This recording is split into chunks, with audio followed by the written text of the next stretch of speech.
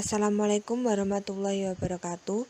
Perkenalkan, kami dari kelompok 10 yang beranggotakan Dwi Eka Hidayati dan Nafisatul Khairah akan mempresentasikan mengenai kasus 5, yaitu perhitungan harga pokok pesanan. Pengertian metode harga pokok proses. Metode harga pokok proses merupakan metode pengumpulan harga pokok produk di mana biaya dikumpulkan untuk setiap satuan waktu tertentu, misalnya bulan, triwulan, semester, dan tahun. Ciri-ciri perusahaan yang menggunakan metode harga pokok proses. Ada dua ciri. Yang pertama yaitu produk yang dihasilkan bersifat standar atau homogen dan biasanya dihasilkan dalam jumlah yang besar. Ciri yang kedua yaitu produk yang dihasilkan terus-menerus karena tujuannya menghasilkan produk adalah untuk memenuhi kebutuhan pasar. Ciri-ciri perhitungan harga pokok proses. Yang pertama, harga pokok produk dihitung pada akhir periode akuntansi. Yang kedua, biaya bahan baku langsung, biaya tenaga kerja langsung, dan biaya overhead pabrik dibebankan ke produk berdasarkan nilai sesungguhnya. Yang ketiga, biaya produksi dicatat dengan menggunakan media yang disebut laporan harga pokok produksi. Yang pertama yaitu alokasikan biaya Departemen Jasa ke Departemen Produksi. PT Semen Resi alokasi biaya Departemen Jasa ke Departemen Produksi dengan menggunakan metode alokasi biaya terhadap timbal balik untuk bulan Mei tahun 2017. Untuk keterangan yang pertama, BOP sebelum alokasi pada Raumil sebesar 15 miliar rupiah, pada Clean sebesar 10 miliar rupiah, pada Cemen Mill sebesar 12 miliar 500 juta rupiah, pada bengkel sebesar 7 miliar 500 juta rupiah, dan pada PTL sebesar 5 miliar rupiah.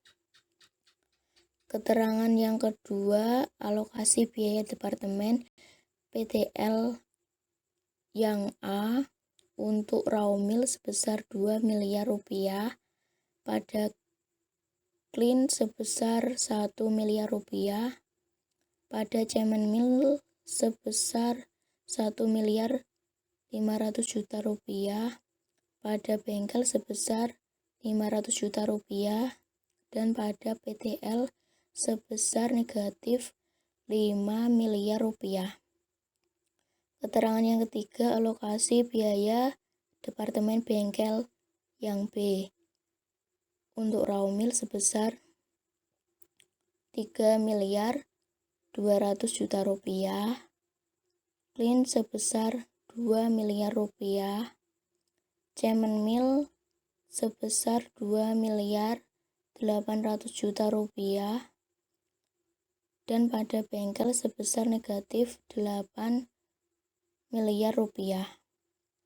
Keterangan selanjutnya yaitu BOP setelah alokasi pada Raumil sebesar 2 miliar 200 juta rupiah, pada Clean sebesar 13 miliar rupiah, pada Cemen Mill sebesar 16 miliar 800 juta rupiah. Keterangan selanjutnya yaitu kapasitas normal dalam satuan JM. Pada Raumil sebesar 8.080.000, pada Clean sebesar 3.250.000, dan pada Cemen Mill sebesar 5.600.000. Sehingga tarif BOP per JM pada Raumil sebesar Rp2.500, pada Clean sebesar Rp4.000, pada Cemen Mill sebesar Rp3.000. Alokasi biaya Departemen PTL yaitu untuk tabel keterangan Departemen Raumil, KWH sebesar 1 juta, rasio KWH sebesar 0,4, biaya Departemen PTL sebesar 5 miliar, alokasi biaya sebesar 2 miliar. Untuk Departemen Clean, KWH sebesar 500.000, rasio KWH sebesar 0,2, biaya Departemen PTL sebesar 5 miliar, alokasi biaya sebesar 1 miliar. Untuk Departemen Cemenmil, KWH sebesar 750.000, rasio KWH sebesar 0,3, biaya Departemen PTL sebesar 5 miliar, alokasi biaya sebesar 1 miliar 500 juta. Untuk Departemen Bengkel, KWH sebesar 250.000, rasio KWH sebesar 0,1, biaya Departemen PTL sebesar 5 miliar, alokasi biaya sebesar 500 juta. Untuk total KWH sebesar 2.500.000, untuk total rasio KWH sebesar 1, untuk total alokasi biaya sebesar 5 miliar. Kemudian, alokasi biaya Departemen Bengkel yaitu untuk tabel keterangan Departemen Raumil, Jamres Parasi sebesar 20.000, rasio Jamres Parasi sebesar 0,4, biaya Departemen Bengkel sebesar 8 miliar, alokasi biaya sebesar 3 miliar 200 juta. Untuk Departemen Clean, Jamres Parasi sebesar 12.500, rasio Jamres Parasi sebesar 0,25, biaya Departemen Bengkel sebesar 8 miliar, alokasi biaya sebesar 2 miliar. Untuk Departemen Cemenmil, Jamres Parasi sebesar 17.500, rasio Jamres Parasi sebesar 0,35, biaya Departemen Bengkel sebesar 8 miliar, alokasi biaya sebesar 2 miliar 800 juta. Untuk total Jamres Parasi sebesar 50.000, total rasio Jamres Parasi 1, dan total alokasi biaya sebesar 8 miliar. Pertanyaan yang kedua yaitu hitung total biaya overhead pabrik yang dibebankan ke masing-masing jenis produk yang dihasilkan. Untuk jawabannya yaitu perhitungan pembebanan total BOP ke masing-masing jenis produk. Keterangan yang pertama untuk Departemen Raumil tipe pertama pada jam sesungguhnya sebesar 3.500.000, tarif BOP sebesar Rp2.500 dan tipe pertama sebesar Rp8.750.000.000.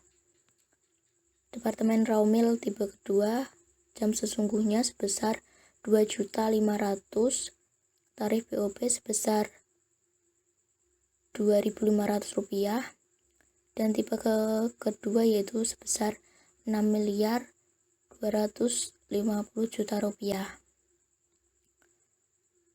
Departemen Raumil untuk tipe yang ketiga pada jam sesungguhnya sebesar 2.080.000, tarif BOP-nya sebesar 2.500 dan tipe ketiga sebesar Rp5.200.000.000.